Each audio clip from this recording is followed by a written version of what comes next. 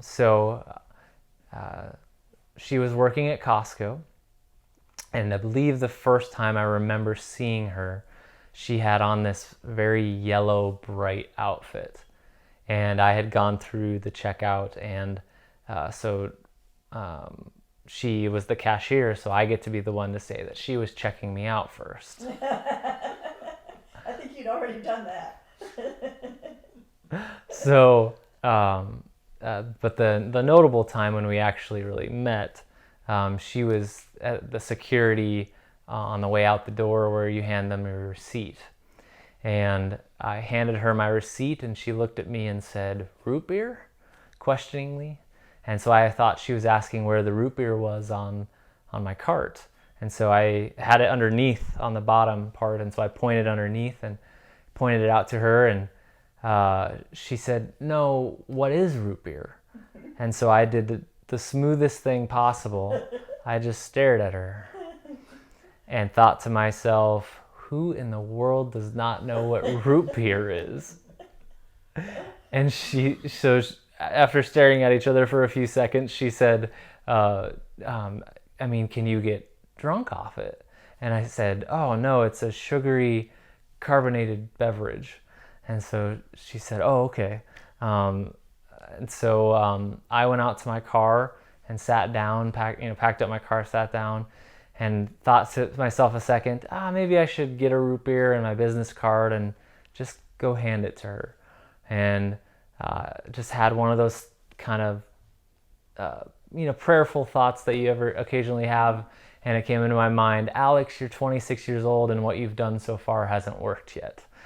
So I grabbed a root beer and my business card and went back in and handed her the root beer and my business card and just said, just give me a call and let me know if you like it. That's it. And her fellow employee encouraged her to take the root beer, that it wasn't that big a deal, because technically they aren't allowed to accept things from customers. So she ended up going home and looking me up online through my business card and checking out to make sure I was actually a music instructor. And so she was interested in taking lessons, which is why she didn't throw my card away. And she tried the root beer and didn't like it. So she was calling to let me know that she didn't like it. And then she got nervous and hung up. But I worked at a job where I was on call 24/7 for emergencies at an apartment building. And so I had to call the number back immediately to just make sure it wasn't an emergency issue. And she picked up and we talked and hit it off, and that's how it all started. And continues.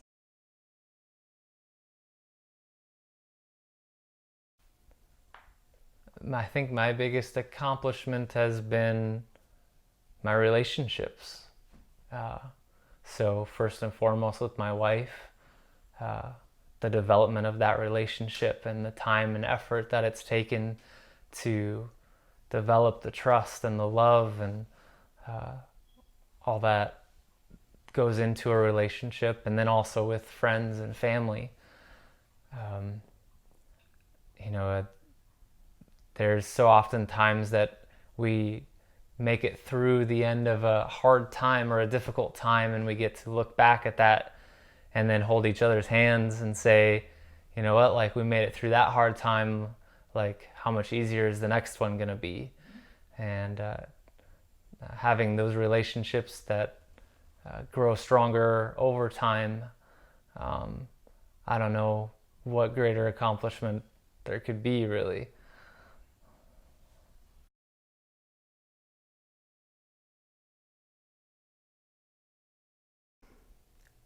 Could we do better with our resources?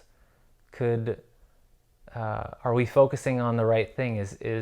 Jesus commanded us to be disciples to all nations, and yet it's turned more into an evangelism of all peoples. Is that really our calling, to just make sure people have a knowledge of? Is that what we've been called to, or is it that we're supposed to raise up people in our lives around us that we have daily and weekly a relationship with that's beyond the Sunday morning hello, that's beyond the theology conversations.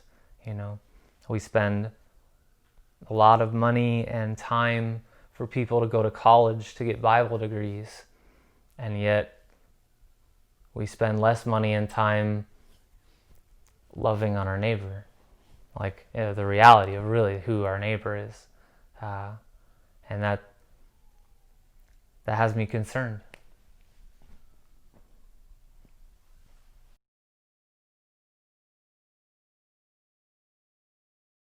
But as I've gotten older and come to understand what I believe to be more of a fuller understanding of God and His infinite complexity and infinite simplicity, that He has way more grace and mercy than we could imagine, and He has so much more impact on each of us individually than we even give Him credit for, that we think that it's on us again to evangelize to people, that we have to impart this specific knowledge and then they will be saved. But I think God is greater than that, and I think that again, it's through our discipleship that we have been called to disciple, and God is the one who truly saves. And how that looks for each individual person can be a little bit different.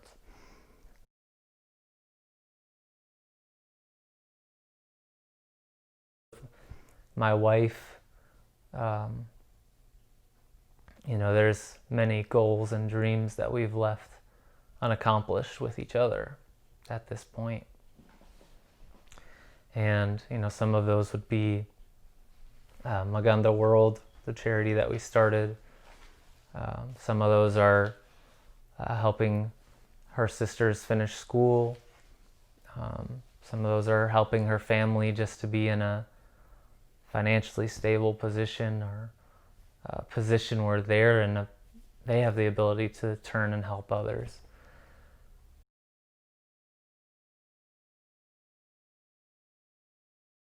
What I'd say my wish would be is that everyone would be able to have an experience like I've had in this last year. Not necessarily that they be sick, because I don't wish that on anyone, but getting to revisit all the relationships that I've had over my life and feel the outpouring of love and compassion from people throughout my life. It's been overwhelming to have people by my side, and people who go out of their way to help and to be with me and to care for me, whether it be physically or emotionally or spiritually. I wish that every person could have that experience.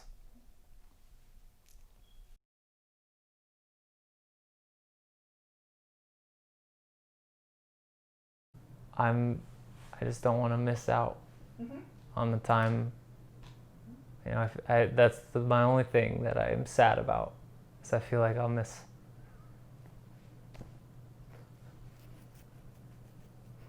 Miss the only things we know here. This is what we know.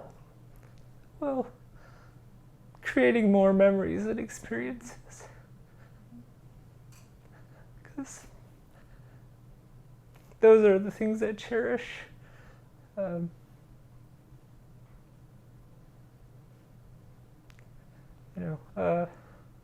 People have always asked, how can I help? What can I do?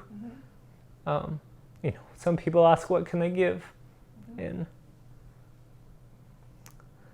I've just been at this place long enough to know it's like I am going to miss creating those new memories with everybody. It is hard.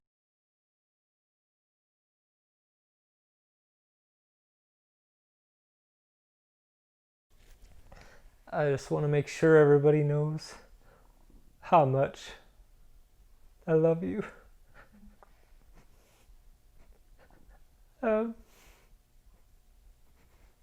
Even though I know I'll be with God, just that still physical separation from being with you, I will miss you terribly. And I will look forward to eternity. And I think it'll be easier for me because I'll just get to turn around and see you after I get there because time won't matter as much. But I wish I could have, made more memories with you all. Please love on each other and care about each other. Always look for ways. Talk about the ways that you can be more kind and more loving. That you can share with your neighbor, that you can share with your family, that you can share with your friends. When you pass that person on the street who needs help, do more than just toss a coin in the cup. Ask them about their life. Get to know their name.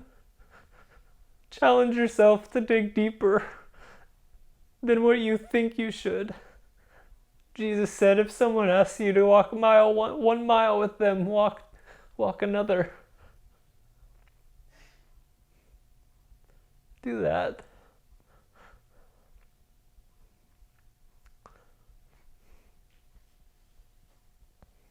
Thank you. Thanks for your help.